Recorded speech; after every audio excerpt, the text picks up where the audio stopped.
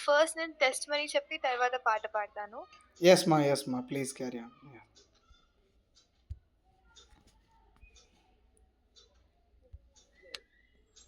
Yeah! ఫస్ట్‌లో మేము అసల we we used to worship idols అనమాట. అంటే we were not that believers. అస్సలు బిలీవర్స్ కాదు. కానీ డ్యాడీకి అందరికీ తెలిసినట్టు డ్యాడీకి మా కిడ్నీ సారీ పాడైంది. Sorry to disturb you. మెల్లగానే చెప్పండి, కంగారేం లేదు. సమయము ఉన్న కొలది మీరు పంచుకోండి. వీలైతే వీడియో కూడా ఆన్ చేసుకోవడానికి ప్రయత్నం చేయండి. వీలైనంత మటుకు తెలుగులోనే పంచుకోవడానికి ప్రయత్నం చేయండి. ఎందుకంటే కన్నడ వాళ్ళు 50% తెలుగు తెలుసు, మళ్ళీ ఇంగ్లీష్ అంటే కూడా ఇంకా ప్రాబ్లం అవుతుందేమో. So try to check all this మా. Yes, thank you. Yeah! 1 minute. ఒక్క నిమిషం.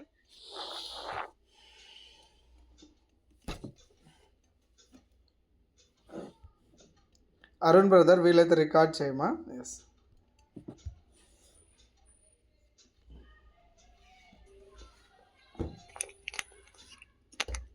ఫస్ట్‌లో మేము వేరే దేవుడిని పూజించేవాళ్ళం అనమాట. కానీ మాకు యేసయ్య తెలీదు. ఆహ్, కానీ ఎప్పుడైతే డ్యాడీకి కిడ్నీ పాడైందో అప్పటినుంచి స్లోగా మేము యేసయ్యని నమ్మడం స్టార్ట్ చేసామనమాట. ఆహ్, ఫస్ట్ నేను కూడా అంత నమ్మేదాన్ని కాదు. కానీ ఎప్పుడైతే మా మమ్మీ బాప్టిజం తీసుకొని ఒక నైట్‌లో అంటే హోలీ స్పిరిట్ తన పైనకొచ్చి మా మమ్మీ చాలా డిఫరెంట్ లాంగ్వేజెస్‌లో మాట్లాడడం స్టార్ట్ చేసింది. అప్పటినుంచి నేను బిలీవ్ చేయడం స్టార్ట్ చేశా. అండ్ అప్పటినుంచి నా నా లైఫ్‌లో ఇంకా మా పేరెంట్స్ లైఫ్‌లో డ్యాడీ అంటే యేసయ్య చాలా మిరాకిల్స్ చేశారు. చాలా అంటే చాలా. చెప్పడానికి కూడా టైం సరిపోదు. అన్ని మిరాకిల్స్ చేశారు. And I'm so thankful for thought. And first ఏంటంటే మమ్మీ రోజు ఏడుస్తూనే ఉండేది. డ్యాడీ రోజు డయాలిసిస్‌కెళ్ళి వచ్చేవారు. రోజు వామిటింగ్స్ చేసుకునేవారు. అస్సలు కిడ్నీ బాగుండేది కాదు. ఎప్పుడు చూసినా లైక్ ఫుల్ నీరసంగా ఉండేవారు. బెడ్ పైనే ఉండేవారు. జాబ్ కూడా పోయింది. ఏమీ ఫైనాన్షియల్‌గా ఏమీ లేవు. అసలు ఫుల్ నిల్ అనమాట. కానీ మమ్మీ ఇంకా ఫెయిత్ ఉంచి యేసయ్య చెప్పిన మాటలు విని రోజు బైబిల్ చదివి, రోజు మార్నింగ్ 3:00కి లేచి ప్రేయర్ చేసుకుంటూ ఏడుస్తూ చేసేది. మమ్మీని చూసి నేను కూడా ప్రేయర్ చేయడం స్టార్ట్ చేశాను. అండ్ నా లైఫ్‌లో కూడా చాలా మిరాకిల్స్ చేశారు దేవుడు. ఎప్పుడు నాతోనే ఉంటారు. ఎప్పుడు ప్రేయర్ చేస్తున్నప్పుడు నేను యేసయ్యని I used to feel his presence. యేసయ్యని ఫీల్ అవ్వేదాన్ని. అండ్ నేను కూడా బైబిల్ చదువుతాను. నాకు తెలుగు అంటే అంత రాదు. అంటే ఇంగ్లీష్ బైబిల్ చదువుతాను. అండ్ ఇంగ్లీష్‌లో ఎక్కువ కమ్యూనికేట్ చేస్తాను గాడ్‌తో. అండ్ చాలా మిరాక్యులస్ గాడ్ అనమాట. 2, 3 టైమ్స్ ఆపరేషన్ ఆగిపోయింది. అప్పుడు చాలా అంటే చాలా ఏడ్చారు మమ్మీ, డ్యాడీ చాలా మంది అందరి ముందు ఇలా ఆపరేషన్ అయిపోయింది. 2, 3 టైమ్స్. 2, 3 టైమ్స్ ఎళ్ళడం, మళ్ళీ రావడం, ఎళ్ళడం, మళ్ళీ రావడం, ఎళ్ళడం, మళ్ళీ రావడం. అదే జరిగింది 2, 3 టైమ్స్ కూడా. కానీ అయినా కూడా మమ్మీ ఫెయిత్ అంటే దేవుడి పట్ల విశ్వాసం ఉంచి మళ్ళీ ప్రేయర్ చేసేది. మళ్ళీ దేవుడు ఒక వాగ్దానం ఇచ్చి మళ్ళీ మమ్మల్ని ఆహ్, గైడ్ చేస్తూ ఉండేవారు దేవుడు. టైం ఒక ఎట్ దిస్ రైట్ టైం అవుతుందని చెప్పి రోజు గైడ్ చేసేవారు దేవుడు. మేము వెయిట్ చేస్తూ ఉండేవాళ్ళం. ఎన్ని శ్రమలొచ్చినా కూడా మళ్ళీ దేవుడి దగ్గరికెళ్ళేవాళ్ళం. దేవుడు కూడా మాకు ఎప్పుడు పక్కన ఉండి మమ్మల్ని నడిపిస్తారు. అండ్ చాలా మిరకల్స్ చేశారు. ఫస్ట్ మిరాకిల్ ఏంటంటే డ్యాడీ ఒకరోజు ఏమైందంటే డయాలిసిస్ నుంచి వచ్చారు. ఒకరోజు ఫుల్ వామిటింగ్స్ అయిపోయాయి. అప్పుడు చాలా పెద్ద వామిటింగ్ అయిపోయింది. మొత్తం డ్యాడీ బాడీ మొత్తం వామిటింగ్‌లోనే ఉండేది. అప్పుడు కళ్ళు తిరిగి పడిపోతుంది. అప్పుడు డాక్టర్‌కి కాల్ చేశాను మమ్మీ. ఏంటి అప్పుడే డ్యాడీ 2, 3 డేస్ ముందే దానికంటే ముందే బాప్టిజం తీసుకున్నారు డ్యాడీ. అప్పుడు 2, 3 డేస్ తర్వాత ఫుల్ వామిటింగ్ చేసుకున్నారు. అంబులెన్స్‌కి కాల్ చేయాలేమో అంత ఫుల్ టెన్షన్ ఉండే ఇంట్లో మొత్తం అంతా. డాక్టర్ కూడా కాల్ చేసి వచ్చేయండి హాస్పిటల్‌కి అన్నారు. కానీ డ్యాడీ బైబిల్ పట్టుకొని ప్రేయర్ చేశారు. యేసయ్య ప్లీజ్ నన్ను హీల్ చేయండి అని అనగానే వామిటింగ్ అంతా క్లీన్ చేసుకొని వాష్‌రూమ్‌లోకి వచ్చేసరికి అప్పటిదాకా ఫుల్ హైలో ఉండే బీపీ. వాష్‌రూమ్‌కెళ్ళి ప్రేయర్ చేసుకొని వచ్చినాక మొత్తం సెట్ అయిపోయింది. ఇప్పుడు నీరసం లేదు, వామిటింగ్ సెన్సేషన్ లేదు, మొత్తం సెట్. అందరూ షాక్ అనమాట. అప్పుడు షాక్ అయ్యి మేము మళ్ళీ ప్రేయర్ చేసుకున్నాం. థాంక్ యూ జీసస్ అని ఫుల్ ప్రేయర్ చేసుకున్నాం. డాక్టర్ కూడా షాక్ అయిపోయారు. అదేంటి ఇప్పుడే కదా కాల్ చేసి ఇలా అన్నారు. మళ్ళీ ఎలా అయిపోయింది అంటే pray we were like glory to be the god. And second miracle ఇన్ని టైమ్స్ ఆపరేషన్ ఆగిపోయినా ఫోర్త్ టైం కూడా ఏ కాంప్లికేషన్ లేకుండా కూడా జరిగిపోయింది ఆపరేషన్. డాడీ ఆపరేషన్ థియేటర్లోకి వెళ్ళి సేఫ్గా వచ్చేసారు. 1 అవర్లోనే అనస్థీషియా నుంచి బయటికి వచ్చేసి మమ్మీకి హాయ్ చెప్పారు, మాకు వీడియో కాల్ చేశారు. That is so miracles. అంటే జనరల్గా కిడ్నీ ట్రాన్స్ప్లాంటేషన్ వాళ్ళు ఒక 20-30 అవర్స్ దాకా అనస్థీషియా నుంచి లెగరు. కానీ డాడీ మాత్రం 1 అవర్లోనే లేచి మమ్మీకి హాయ్ చెప్పారు. అంటే దూరం నుంచి హాయ్ చెప్పారు. మాకు వీడియో కాల్ చేసి చూపించారు డాడీని. మేము చాలా థ్యాంక్స్ చెప్పుకున్నాము. ఆ రోజు ఆపరేషన్ రోజు కూడా ముందు రోజు వెళ్తే కూడా బీపీ హైగా ఉందని చెప్పి ఆపరేషన్ ఇవాళ చేయొద్దు అన్నారు. ఆగస్ట్ 19న ఆపరేషన్ అయితే. కానీ ఆ రోజు కూడా మమ్మీ ఫుల్ అంటే ఫుల్ ఏడ్చింది. ఫుల్ ఏడుస్తూనే ఉంది. ఇంకా మమ్మీకి ఫుల్ ఏడుస్తూనే ఉంది. ప్రేయర్ కూడా చేసుకోలే మమ్మీ. అంటే ఫుల్ హోప్‌లెస్ అయిపోయింది మమ్మీ. అప్పుడు డాక్టర్ వచ్చి చెప్పారనమాట. ఎప్పుడు డాక్టర్ మమ్మీతో ఇలా మాట్లాడలేదంట. మమ్మీ నాకు ఇది చెప్పింది. ఫస్ట్ టైం డాక్టర్ మాట్లాడారంట. "నువ్వు ఎందుకంత భయపడుతున్నావు? హేమాని నా చేతుల్లోకి ఇచ్చావు కదా, నువ్వెందుకు అలా భయపడుతున్నావు" అని. అప్పుడు మమ్మీ రియలైజ్ అయింది అది డాక్టర్ కాదు మాట్లాడుతుంది, డాక్టర్‌లోంచి దేవుడు మాట్లాడుతున్నాడని. ఎప్పుడు మమ్మీ ప్రేయర్‌లో చెప్పేది, "నేను శ్రీనుని మీ హ్యాండ్స్‌కి ఇస్తున్న దేవుడు యేసయ్య అని చెప్పేది. అది ఇప్పుడు వచ్చి డాక్టర్ చెప్పారు. మమ్మీ ఫుల్ షాక్ అయిపోయింది. అప్పటి నుంచి కొంచెం హోప్ వచ్చింది మమ్మీకి.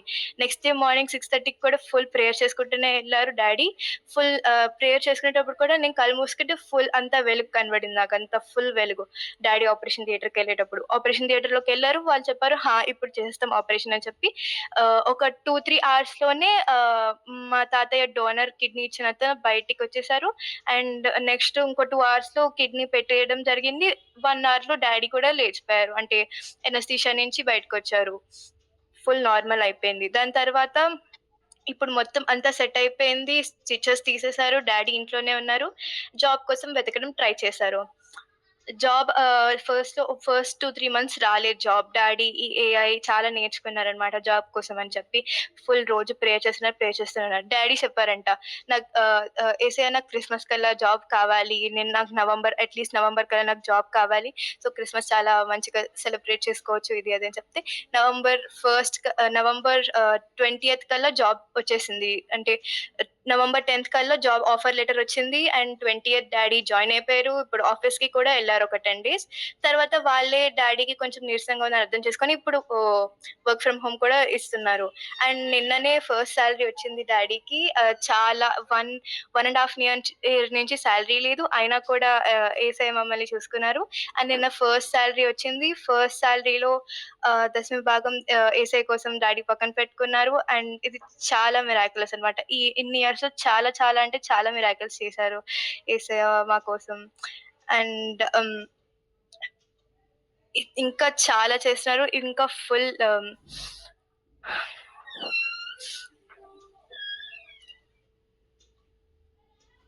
యేసయ్య చాలా సారీ, నాకు మాటలు సరిగ్గా రాట్లేదు.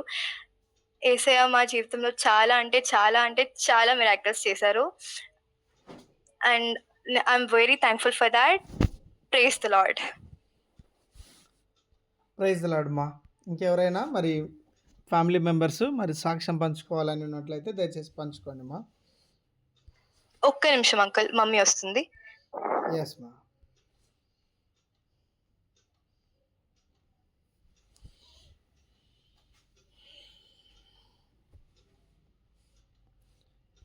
సో మెయిన్ ఉద్దేశ్యం ఏంటంటే డాడీ అలాంటి కండిషన్‌లో ఉన్నప్పుడు మరి మీరు ఎలాంటి అనుభవం గుండా వెళ్లారు?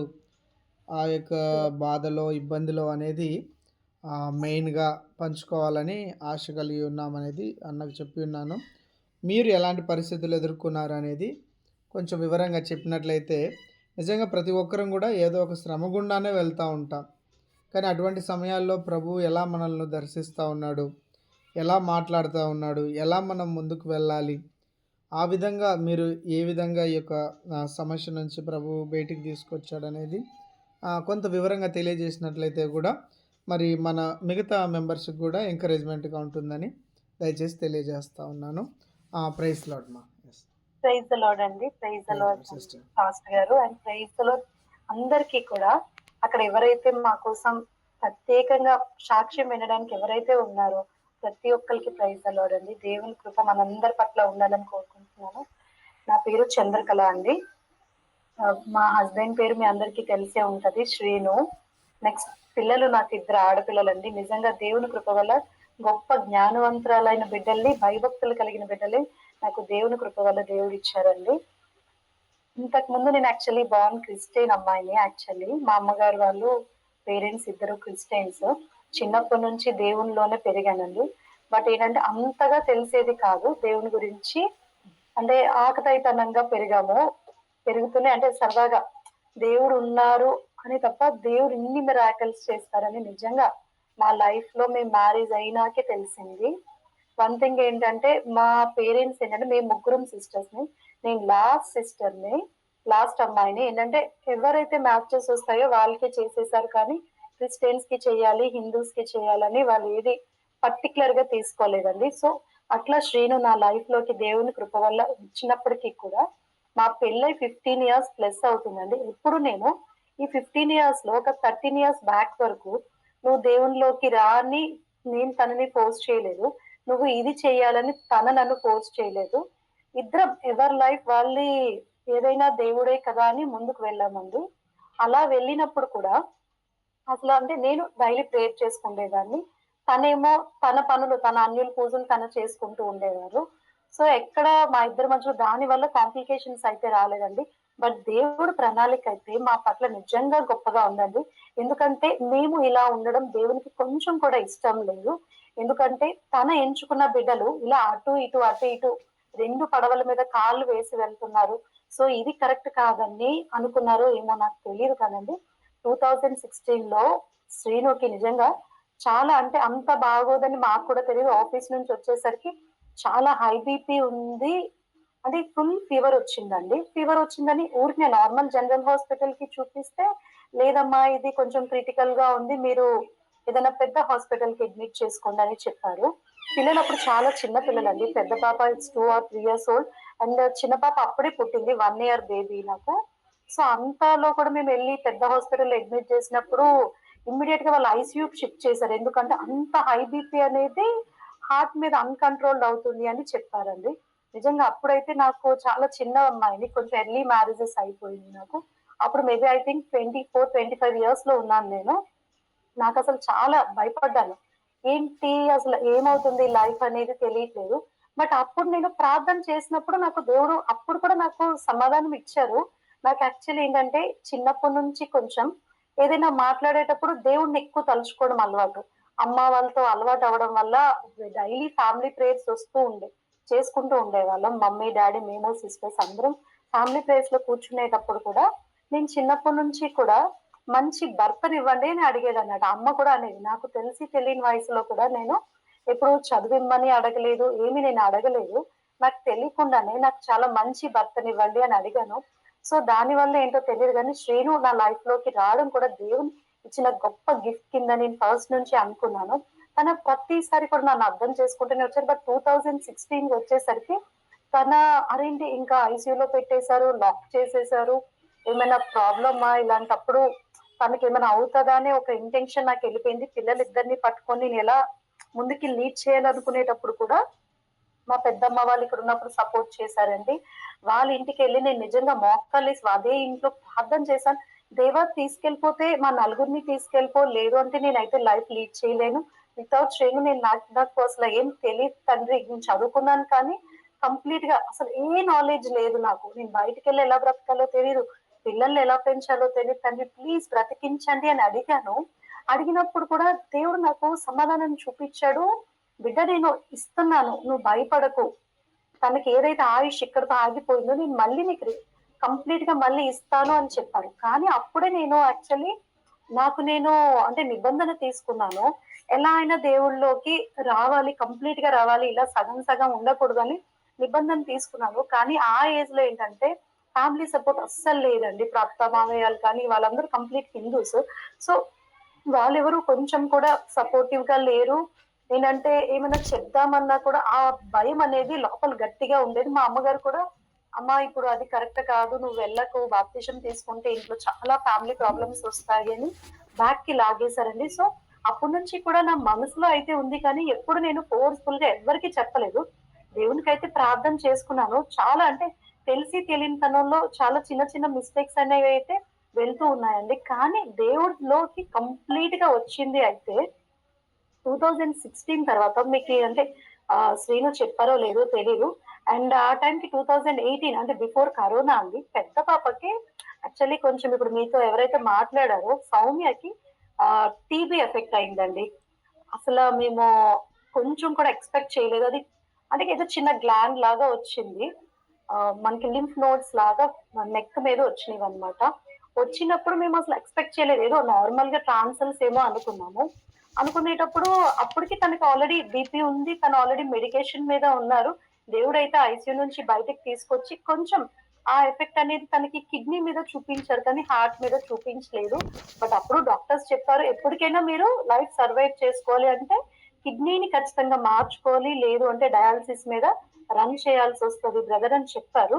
చెప్పినప్పుడు మేమేంటంటే అంతగా దాన్ని సూపర్ అంటే దాన్ని ఏమి అంత టాప్ లో తీసుకోలేదు. ఎప్పుడైనా కూడా అంత, ఎందుకంటే ఇంత చిన్న ఏజ్ లో కిడ్నీ ఎందుకు కంప్లీట్ గా ఫెయిల్ అవుతుంది, డయాలసిస్ మీదకి ఎందుకు వెళ్తాం, ఇట్స్ 30s లో ఉన్నావు కదా. సో మన హెల్త్ ని మనం జాగ్రత్తగా చూసుకుంటే, మనం డైలీ తినే ఫుడ్ హ్యాబిట్స్ ని మనం మార్చుకుంటే సెట్ చేయొచ్చేమో అనుకొని కొంచెం దేవుని కూడా ప్రార్థన చేసుకుంటూ ఈ 8-9 years ని కూడా మేము అట్లనే లీడ్ చేసామండి. ఫుడ్ హ్యాబిట్స్ ని కంప్లీట్ గా చేంజ్ చేస్తే అంటే ఇట్స్ బీన్ అంటే ఇంత ఫాస్ట్ గా పాడవ్వకుండా, కిడ్నీ అనేది ఒకసారి పాడైతే కంప్లీట్ గా అది ఫెయిల్ అవుతూ వస్తుందటండి. సో బట్ మేము అలా చేయలేదు. ఆ దాన్ని ఎంత నెమ్మదిగా స్లోగా పాడైతే పర్లేదు, కానీ ఒక్కసారే ఫెయిల్ అయితే ఇబ్బంది కదా అని కంప్లీట్ గా ఫుడ్ హ్యాబిట్స్ చేంజ్ చేస్తూ తన వాటర్ అన్ని రిస్ట్రిక్షన్స్ అన్ని మారుస్తూ ముందుకు తీసుకెళ్ళాము. అప్పుడు నా బిడ్డకి సడన్ గా 2018 అనుకుంటానండి. ఇట్స్ బీన్ ఆ టైంలో ఆ లింఫ్ నోడ్ కనపడేసరికి చాలా భయపడ్డాను. నాకైతే అప్పటికి దేవుడు నాతో అప్పటికి సంభాషిస్తూ ఉన్నారు. ఇంత సంభాషించలేదు, కానీ నాకు వేరే ద్వారా అంటే వేరే మనుషుల ద్వారా కానీ, లేదు నేను ఇలా ఫోన్ ఆన్ చేసినా, టీవీ ఆన్ చేసినా సంథింగ్ మీరు అంటే బిలీవ్ చేస్తారో లేదో కానీ ఏదైనా ఒక ప్రాబ్లమ్ వచ్చేటప్పుడు మాత్రం దేవుడు మనకి చాలా చెప్పాలని చూస్తారు. ఆ రోజు సంథింగ్ ఏదో టీవీ పెట్టగానే కూడా అమితాబ్ బచ్చన్ గారు ఏదో టీబీది యాడ్ ఇస్తున్నారు. సో నా మైండ్ ఎందుకో పాపకి లింఫ్ నోడ్ ఉంది, ఇదేమో టీబీ యాడ్ వస్తుంది, ఇది కరెక్టేనా, ఎందుకు పాపకి నాకే ఎందుకు అలా అనిపిస్తుంది, ఇప్పటివరకు ఎప్పుడు నా థాట్ అట్లా లేదు, బట్ దేవుడు ఎందుకు పదే పదే నాకు అదే యాడ్ చూపిస్తున్నారు, టీబీని తగ్గించుకోవాలి అనుకుంటే మెడికేషన్స్ కరెక్ట్ గా వాడాలి అని చెప్తున్నారు అని అనుకుంటే, కానీ శ్రీను మాత్రం లింఫ్ నోడే కదా తగ్గిపోతుంది, నువ్వేం భయపడకు, నార్మల్ యాంటీబయాటిక్ అయితే యూజ్ చేస్తున్నాం కదా ఈఎన్టీకి అన్నారు. తన ఆఫీస్కి వెళ్ళాక చెప్పకుండా నేను మళ్ళీ అదే ఈఎన్టీకి వెళ్ళి నేను అన్నాను, మేడం ఏం అనుకోకుండా మీరు టీబీకి కూడా టెస్ట్ చేయండి మ్యామ్, నా మనసు ఎందుకో బాగా చెప్తోంది ఇది టీబీ అని అని అది చెప్పాము మేము. చెప్పినప్పుడు ఆవిడ పర్టికులర్ గా అదే టెస్ట్ చేస్తే నెక్స్ట్ డే రిపోర్ట్ లో ఆవిడ చెప్పింది, అదేంటమ్మా అంతగా ఎట్లా గెస్ట్ చేసావు అంటే నాకు అప్పుడు అర్థమైంది, అయితే దేవుడు ఆల్రెడీ ఇది ఉంది, సో దీనికి మెడికేషన్ వాడమని చెప్తున్నారని. మేము నిజంగా లిటరలీ సఫర్ అయిపోయినా. అప్పుడు తనకి మేము 7 to 8 years ఉంటాయండి పాపకి. చాలా సఫర్ అయ్యామండి. అంటే అది టీబీ అని తెలియడానికే మాకు చాలా భయపడ్డాను నేను. అంటే టీబీ అని తెలుసుకొని నేను దానిలోంచి ఎలా బయటపడతాను, నా బిడ్డని ఎలా బయట పెడతాను, అరే పాప చూస్తే చాలా చిన్నగా ఉంది, దీన్ని ఏమన్నా ఇబ్బంది పడుతుందా అని చెప్పి సార్ దగ్గరికి వెళ్ళి, లక్కీగా ఆ సార్ కూడా 6 అంటే ఆయన లైఫ్ లో కూడా ఇంత చిన్న పాపని టీబీ కేసులో చూడడం ఫస్ట్ కేసు అని చెప్పారు ఆయన. శ్రీకర హాస్పిటల్లో ఉంటారు. లక్కీగా మంచి డాక్టర్ని కూడా దేవుణ్ణి అదే అడిగాను, కరెక్ట్ అయిన డాక్టర్ని ఇవ్వండి తండ్రి, నా బిడ్డకి కరెక్ట్ అయిన మెడికేషన్ ఇవ్వండి తండ్రి, ఎందుకంటే టీబీ కంప్లీట్ గా డెడ్ అయిపోవాలి, సెల్స్ అనేవి కంప్లీట్ డెడ్ అవ్వాలి, ప్రతి ఒక్క బాడీలో ఉంటుంది కదా, ప్రతి బాడీలో డెడ్ అవ్వాలని ప్రార్థన చేస్తూనే ఉంటే దేవుడు ఒక మంచి డాక్టర్ని చూపించి అక్కడ లింఫ్ నోడ్ ఎక్కడైతే స్వెల్లింగ్ వచ్చి అక్కడ పస్ కూడా ఫామ్ అయిపోయిందండి. సో పస్ ఫామ్ అయిపోయినప్పుడు ఆయన అయితే ఓపెన్ గా తీయాలమ్మా ఇది, దీనికి అసలు అంటే ఈవెన్ సర్జరీ చేయకూడదు, ఎనెస్థీషియా ఇవ్వకూడదు, పాపం జస్ట్ పడుకోబెట్టి జస్ట్ అలా నైఫ్ తో కట్ చేసి పస్ అనేది బయటికి వచ్చేస్తుంది అని చెప్పారు. చెప్పినప్పుడు లిటరల్లీ నేను శ్రీను కానీ ఇంకా సార్ పాదాల దగ్గర ఉన్నాయి మేము డాక్టర్ గారి దగ్గరని పట్టేసుకున్నాం, సార్ అలా చేస్తే బిడ్డ తట్టుకోలేదు కదా! నెక్ దగ్గర పస్ వస్తుంటే ఎలా సార్ అంటే, లేదమ్మా ఇంక ఇదే ప్రాసెస్ ఉంది పాప దగ్గర. అప్పుడైతేనే ఆ టీబీకున్న లింఫ్ నోడ్ అనేది డ్రై అవుట్ అవుతదని చెప్పినప్పుడు నిజంగా ఏడ్చామండి. చాలా ఏడ్చాం. నేను గాని, శ్రీను కానీ. శ్రీను నార్మల్‌గా ఏడ్చాడు. బట్ నేను ఇంటికొచ్చి తలుపులేసుకొని నా బిడ్డని పట్టుకొని చాలా కన్నీరు కార్చేదాన్ని. దేవా! నేను నీతో ఉన్నాను కదా! నా భర్త నీతో లేకపోవచ్చు, నా ఫ్యామిలీ నీతో లేకపోవచ్చు. కానీ నన్ను చిన్నప్పటి నుంచి పట్టుకున్నావు. నాకిచ్చిన గొప్ప బిడ్డల్ని నువ్వు తీసేసుకుంటే ఎలా తండ్రి? నువ్విచ్చిందని నువ్వే ఆశీర్వదించండి తండ్రి అని ప్రార్థన చేస్తూనే ఉన్నాను. నేను గాని, మా మమ్మీ గాని, మా అక్క కానీ ప్రార్థన చేస్తూనే ఉన్నాము. సో, నిజంగా దేవుడు మిరాకిల్‌గా తనని అందులో ఒక 6-7 మంత్స్‌లో అండి కంప్లీట్‌గా క్యూర్ చేసేసారు. డాక్టర్ ప్రతి వీక్ చెక్ చేస్తూ వచ్చారు. ప్రతి మంత్ చెక్ చేస్తూ వచ్చారు. రిపోర్ట్స్ అన్నీ చెక్ చేస్తూ వచ్చారు. కంప్లీట్‌గా క్యూర్ చేసేసారు. సో, క్యూర్ చేసినప్పుడు కూడా నాకు దేవుడు నా బిడ్డ పట్ల ఇచ్చిన వాగ్దానం ఏంటంటే, "నీ బిడ్డల్ని అందరికన్నా అత్యధికంగా నేను దీవిస్తానమ్మా. ఆశీర్వాదకరంగా చేస్తానని" చెప్పారు. ఈ రోజుకి నిజంగా నా బిడ్డ దేవుని యందు నిజంగా అంటే పెద్దవాళ్ళు గూడా అట్లా ప్రేయర్ చేయరండి. బిడ్డ ప్రార్థన చేస్తే దేవుని పరిశుద్ధాత్మ తన మీద అట్లా ఉంటది. ఎంత బాగా ప్రార్థన చేస్తదంటే దేవునిలోనే ఉంటుందండి. దేవుని యందు భయభక్తులు కలిగి నా పెద్ద బిడ్డ నిజంగా గొప్పగా చదువుకుంటుంది. గొప్పగా వెళ్తుంది. ఎందుకంటే దేవుడు అప్పుడు కష్టం ఇచ్చినందుకు నాకిచ్చిన వాగ్దానాన్ని ఈరోజు నెరవేర్చి తీరారండి. అది ఏంటంటే తన లైఫ్‌లో ఇచ్చిన గొప్ప మిరాకిల్. ఆ రోజే నాకు చెప్పారు. అందరికన్నా ఉన్నతంగా నీ బిడ్డని నేను ఉంచుతాను. కానీ ఏదో చిన్న కష్టం వచ్చిందని నువ్వు భయపడకు. దాన్ని దాటించే శక్తిని కూడా నేను ఇస్తాను అని చెప్పారు దేవుడు. నిజంగానే ఇచ్చి తీర్చారండి. అలాగే అలా కొన్నాళ్ళ తర్వాత మేమింకా బలపడాలని దేవుడు చూస్తున్నారు. కానీ ఏంటంటే నా ఫ్యామిలీనయితే నేనెప్పుడు మార్చుకోవడానికి ఒక్కసారి కూడా నేను ట్రై చేయలేదండి. నా ప్రార్థన నేను చేసుకున్నాను. నా బిడ్డల కోసం, నా భర్త కోసం ప్రార్థన చేశాను. కానీ ఏ రోజు నా భర్త మారిపోయి కంప్లీట్‌గా ఇలా వస్తారని నేను కలలో కూడా ఊహించలేదు. బట్ మిరాకిల్‌గా దేవుడు ప్రణాళిక అయితే శ్రీను మీద చాలా గొప్పగా ఉందండి. తన ఇలా తన చాలా మంచి అతన.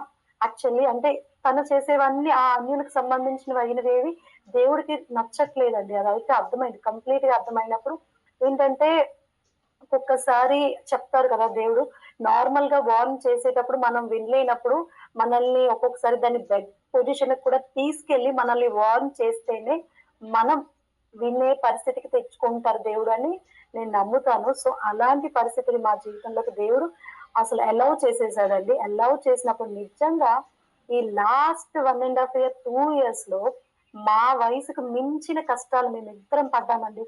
అంటే ఎలా అంటే వెళ్ళని హాస్పిటల్స్ లేవు. హైదరాబాద్‌లో తిరగని హాస్పిటల్ లేదు. ప్రతిరోజు హాస్పిటల్‌కెళ్ళేవాళ్ళం. ఎలా అంటే మార్నింగ్ 7:30కి హాస్పిటల్‌కెళ్తే ఈవినింగ్ మళ్ళీ 9:30, 10 కూడా అయిపోయేది. పిల్లలిద్దరిని ఇంట్లో పెట్టేసి మార్నింగే కుక్ చేసేసుకొని తిరిగి ఆ టెస్ట్‌లన్నీ చేయించుకొని ఈవెన్ వెళ్తున్నప్పుడు కాళ్ళంతా నొప్పి చేసేసేది. మళ్ళీ నైట్ పడుకొని మళ్ళీ మార్నింగ్ లెగిసి అస్సలు దాన్ని తట్టుకోవడానికి 1 సెకండ్ కూడా చాలా ఇబ్బందనిపిచ్చేదండి. చాలా చాలా ఇబ్బంది పడ్డాను. కానీ అప్పుడు కూడా దేవుడు మా ముందుండి నడిపించాడండి.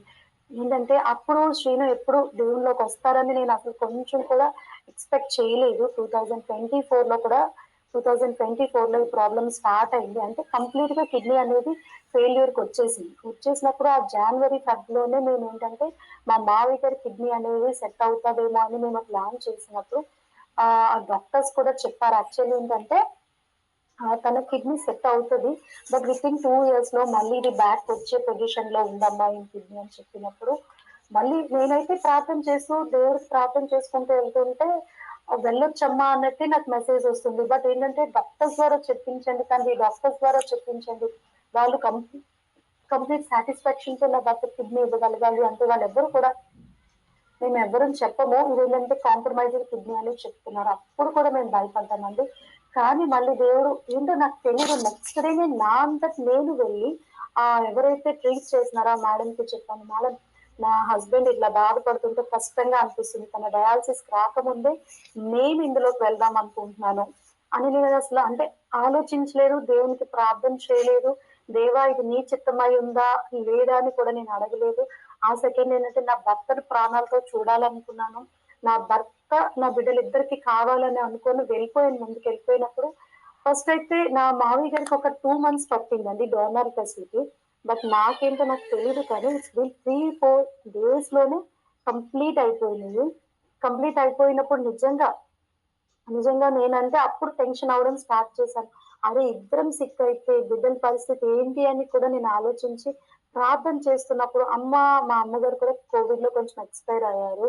సో, ఎక్స్‌పైర్ అయినప్పుడు అమ్మ కూడా అసలు అంటే ఇలా కళ్ళు మూసుకొని ప్రార్థన చేస్తుంటే అమ్మ కల్లో కనిపించేది. పడుకున్నప్పుడు కల్లో కనిపించేది. నేనేంటో పైకి దేవుని సన్నిధికి వెళ్తే అక్కడ ఒక బోన్ కూడా ఉందండి. ఫోర్త్ బోన్ లాగా ఉన్నప్పుడు దే నేను అందులో మా అమ్మగారు అందులో నించొని దేవుడిని సింహాసనం మీద కూర్చుంటే దేవుడిని ప్రశ్నిస్తున్నారు.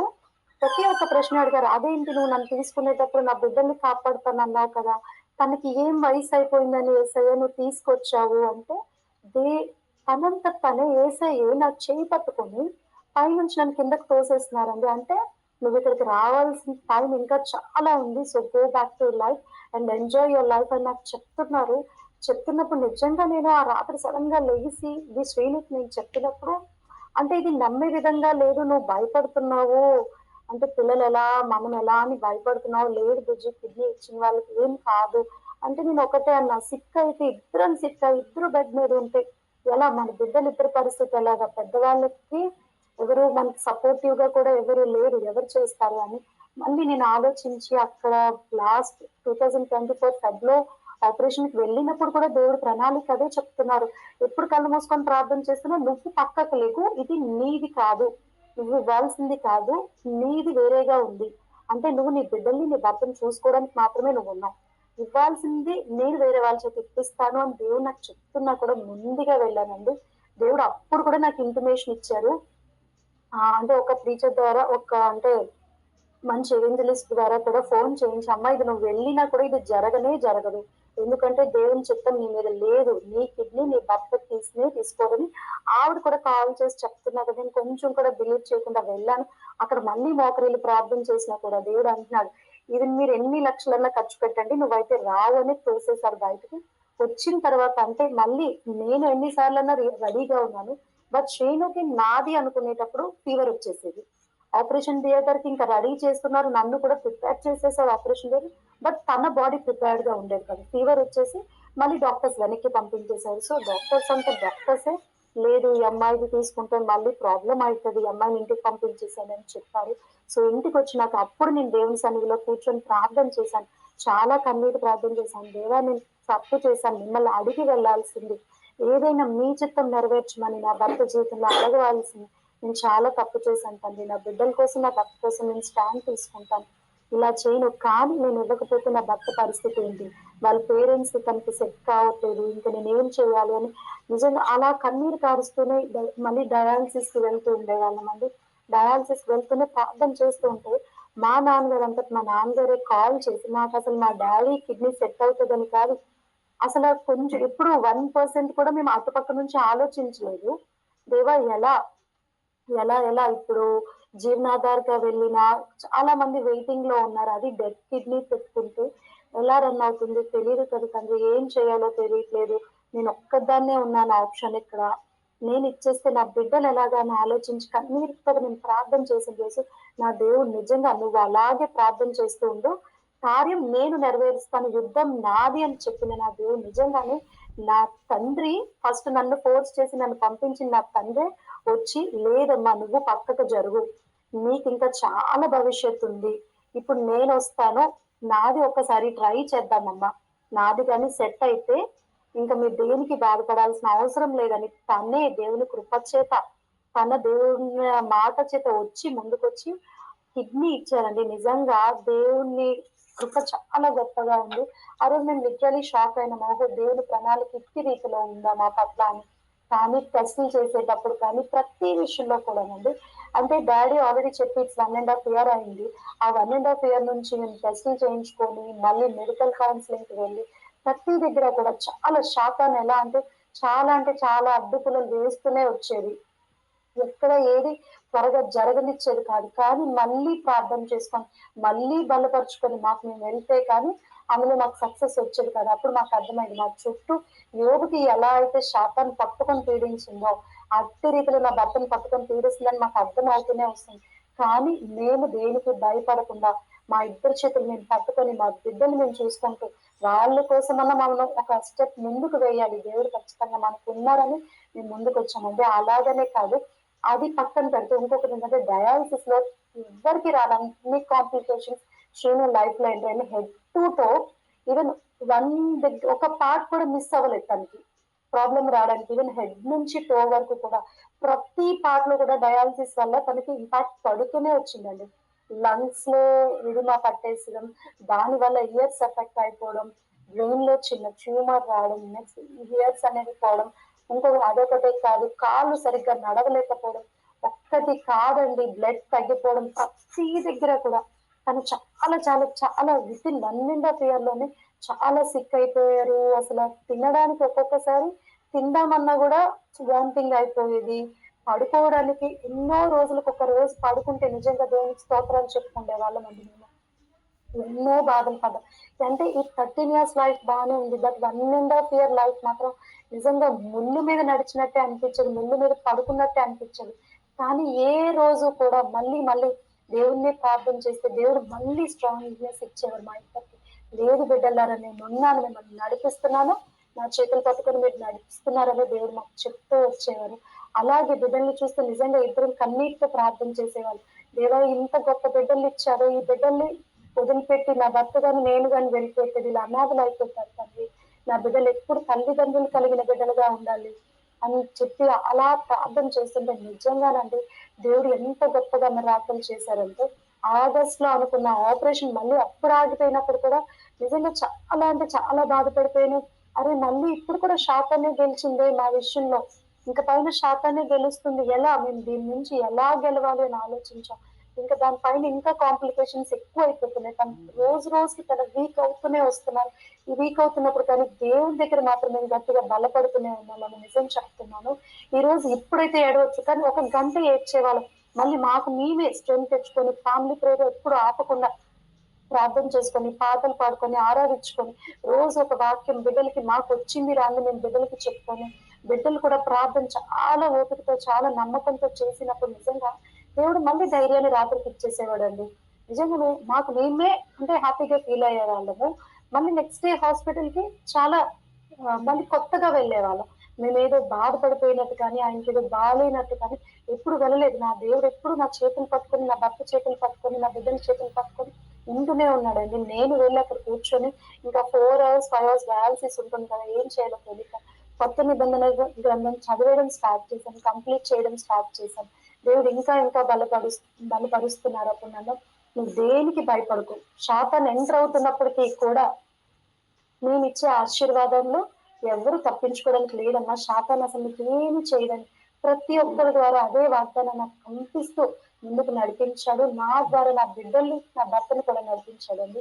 అలాగే ఆగస్ట్ లో ఆగిపోయిన ఆపరేషన్ కూడా మళ్ళీ డిసెంబర్కి వచ్చే టైంలో మళ్ళీ నెక్స్ట్ ఆ టైంలో కూడా ఆగిపోయినప్పుడు మళ్ళీ నెక్స్ట్ ఇయర్ ఆగస్ట్కి వచ్చేటప్పుడు కూడా దేవుడు మళ్ళీ మళ్ళీ ఏమైనా అవుతుందా అని ఒక చిన్న భయంతో ఉన్నప్పుడు కంప్లీట్ గా ఇంకా ఆగస్ట్ 19th కి ఆపరేషన్ డేట్ ఫిక్స్ చేశారు. 19th కి ఫిక్స్ చేసినప్పుడు ముందు 9th లేదు మీ హస్బెండ్ కి ఈ ఆపరేషన్ కూడా అవ్వదేమో అని ఒక చిన్న డౌట్ పెట్టారు సార్, క్రాంతి సార్. పెట్టినప్పుడు ట్యూమర్ ఉంది, ఎలా దీని నుంచి ఎలా మనం సర్వైవ్ అవ్వాలని కూడా చెప్పలేదు. ఆ రాత్రి నిజంగా కన్నీరు పీడ్చి ప్రార్థన చేశానండి. ఎంత కన్నీరు ఇచ్చానంటే అసలు నుంచుంటే కన్నీరు వస్తుంది. నా భర్తకి ఏంటి ఇంత అన్యాయం ఏమైంది నాకు అర్థం కావట్లేదు తండ్రి, దేనికన్నా నీ సన్నిధికి తీసుకెళ్ళిపోవడమే బెటర్ కదా, ఇంకా తనకి ఏది బాగోకుండా ఉంది తండ్రి, బ్రెయిన్ నుంచి అది కాళ్ళ వరకు ప్రతి దగ్గర నువ్వు అవయవంలో ఇబ్బంది పెడుతున్నావే, నేనేం అంత పాపం చేశానని దేవుని దగ్గర ఆ రోజు ఆగస్ట్ 9th కూడా నేను ప్రార్థన చేసినప్పుడు నువ్వు ఎక్కడైతే ఏడుస్తున్నావో అక్కడ నిజంగా నవ్వుతావు తల్లి, ఎంత ఆనందంగా ఉంటావంటే నువ్వు ఏదైతే గృహంలో ఏడ్చావో కన్నీరు విడిచావో నీ కన్నీరుని నేను విడిచానని అసలు టీవీ పెడుతుంటే రీల్స్ లో అవే వస్తున్నాయి. నేను అంటే ఆ టైంలో బైబిల్ చదవడానికి కూడా నాకు స్ట్రెంత్ సరిపోవట్లేదు. దేవుని వాక్యం వింటుంటే ఎవరు చెప్పినా కూడా అదే చెప్తున్నారు, ధైర్యం తెచ్చుకో బిడ్డ, నీ దేవుడు నీకు తోడై ఉన్నాడని చెప్తూనే వచ్చారు. మళ్ళీ ధైర్యం తెచ్చుకొని మళ్ళీ అసలు న్యూరాలజిస్ట్ ని కలిసినప్పుడు కూడా లేదమ్మా ట్యూమర్ అయితే ఉంది కానీ ఇదేమి అంత కాంప్లికేటెడ్ ట్యూమర్ కాదు, దీనికి ట్రాన్స్ప్లాంటేషన్ కి అసలు సంబంధమే లేదు, మీరు ట్రాన్స్ప్లాంటేషన్ కి కళ్ళు మూసుకొని వెళ్ళిపోవచ్చు అని చెప్పినప్పుడు కూడా దేవునికి నిజంగా కృతజ్ఞతలు చెప్తున్నాను. మళ్ళీ ఆగస్ట్ 19th ఆపరేషన్ అనుకునేటప్పుడు కూడా ఆగస్ట్ 17th అడ్మిట్ చేసినప్పుడు 18th మళ్ళీ ట్రాన్స్ప్లాంటేషన్ ముందు ఒక చిన్న ఇంజెక్షన్ ఇవ్వాల్సి వస్తుంది. సో ఆ ఇంజెక్షన్ 24 hours లో ఎక్కించినప్పుడు తనకి స్లోగా ఎక్కుతున్నప్పుడు high fever, high BP, it's almost 300కి వెళ్ళిపోతుంది బీపీ. తనకి అంత బీపీ వెళ్ళిపోవడం వల్ల ఆక్సిజన్ లెవెల్స్ అనేవి చాలా పడిపోతున్నాయి, సాచురేషన్ లెవెల్స్ అనేవి చాలా చాలా తగ్గిపోయి వస్తున్నప్పుడు తన బెడ్ మీద అసలు తనకి మెలకు ఉండట్లేదు. ఎందుకంటే అంత హై బీపీలో ఉండేటప్పుడు అసలు తన లెగిసి మమ్మల్ని చూసి పలకరించట్లేదు. నెక్స్ట్ సాచురేషన్ కూడా ఆక్సిజన్ ద్వారా ఇస్తున్నారు. నాకు నిజంగా మళ్ళీ భయపేసింది. ఆగస్ట్ 19th కూడా ఆపరేషన్ క్యాన్సిల్ చేసినప్పుడు నిజంగా అక్కడే నేను ఐసీయూ ముందునే కూర్చొని అక్కడ స్టూల్స్ ఉంటే కూర్చొని ఏడవను కూడా ఏడవలేదండి. నిజంగా దేవుని వైపు, ఆకాశం వైపు చూసి ఎందుకు తండ్రి ఇంతగా పనిష్మెంట్ ఇస్తుంది నాకు అర్థం కావట్లేదు. ఇక్కడ కూడా శాతాన్ని గెలిస్తే ఇంకా నేను ఎందుకు తండ్రి, దేనికన్నా నేను ఏం చేయాలో నాకు తెలియదు. కానీ శాతాన్ని అయితే గెలవనివ్వకండి యేసయ్య. ఒక్కసారి నాతో మాట్లాడండి అని అడిగాను. నిజంగా ఏదో ఒక్కసారి మాట్లాడండి, కొన్ని డయాలసిస్ మీదైనా ఆరోగ్యకరంగా ఉంచండి. అంతేకాని వస్తున్నాము, వెళ్తున్నాము, ఆపరేషన్ అనుకుంటున్నాము, మళ్ళీ కుదరట్లేదు, వెనక్కి వెళ్ళిపోతున్నాం తండ్రి. దాచుకున్న మనీ అంతా ఇలాగే ఖర్చు అయిపోతుంది తండ్రి. ఏం చేయాలో కూడా మా ఇద్దరికి ఏం అర్థం కావట్లేదు తండ్రి. వీళ్ళందరూ అన్యులు వచ్చి ఈజీగా చేసుకొని వెళ్ళిపోతున్నారు ఈ ఆపరేషన్.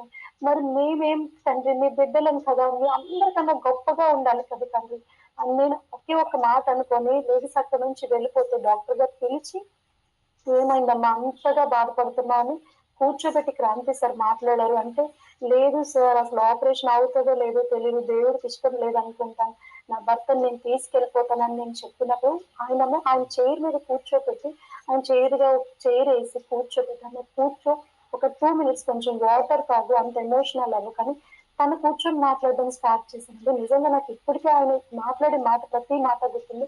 అమ్మ చంద్ర, నీ బిడ్డల్ని నువ్వు నీ హస్బెండ్ గా ఎప్పుడు చూడలేదు, డయాలసిస్ లో నేను చూస్తూనే ఉన్నాను.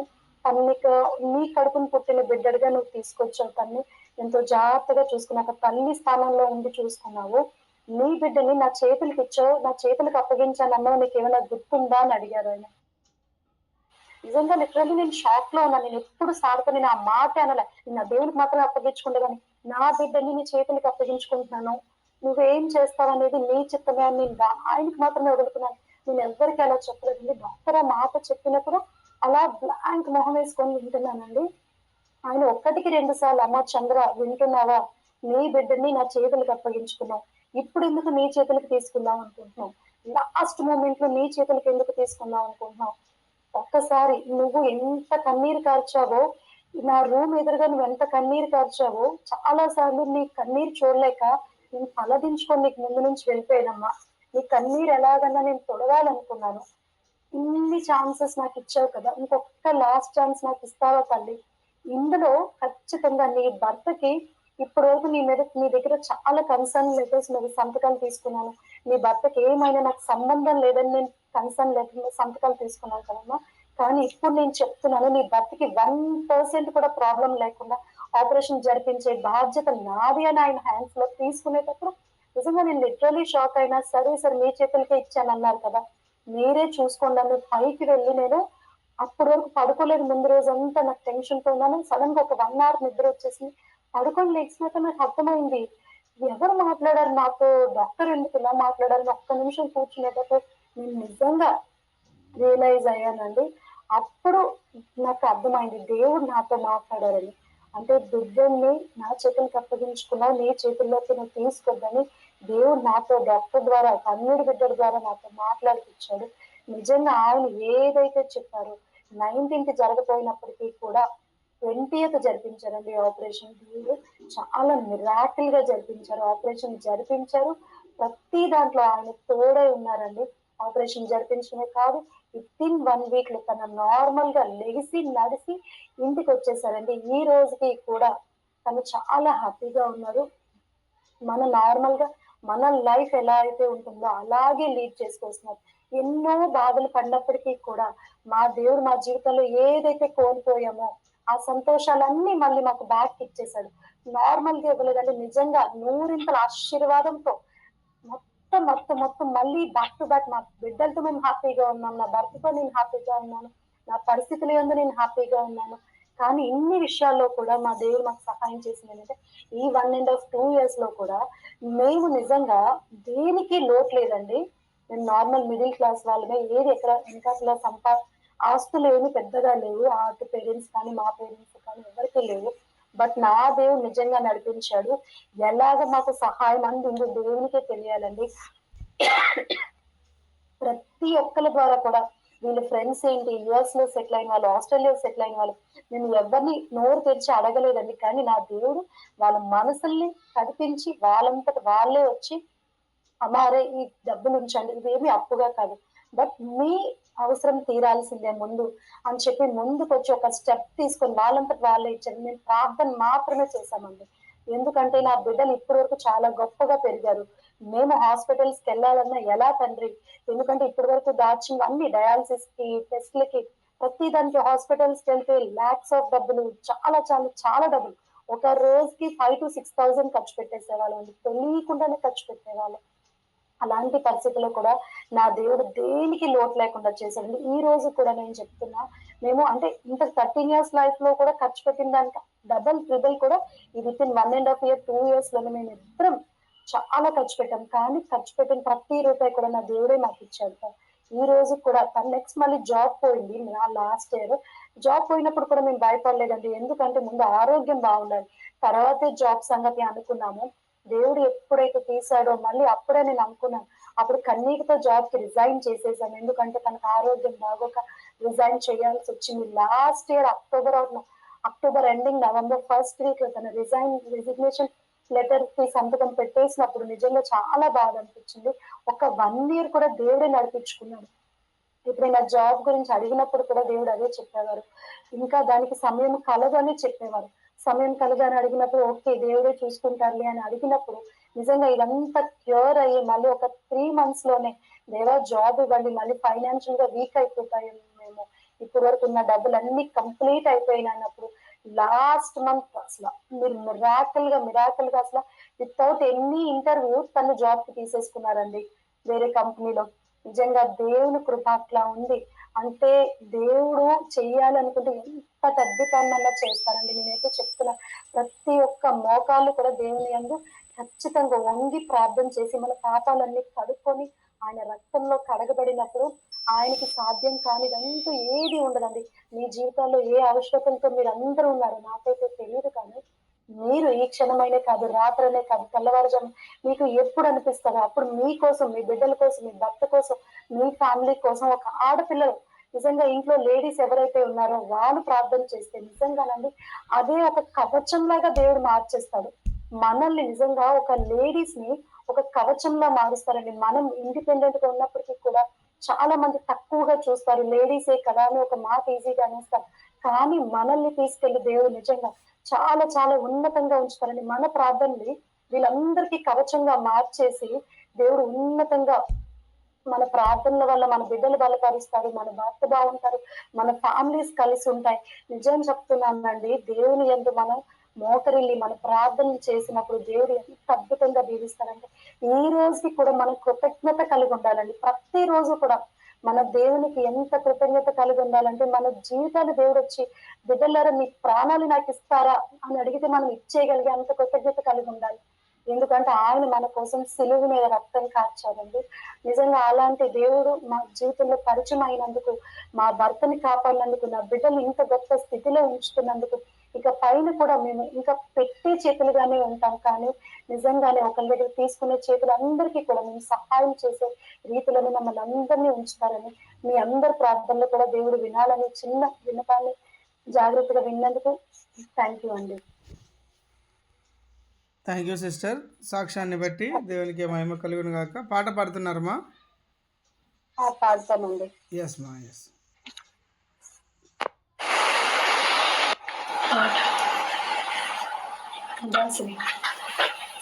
This is the day that the Lord has made, We will rejoice and be glad in it, This is the day that the Lord has made. We will rejoice and be glad in it. This is the day that the Lord has made. ఇదే దినం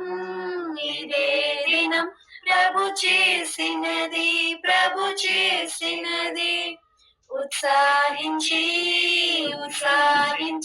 స్తుతి పాడెదము.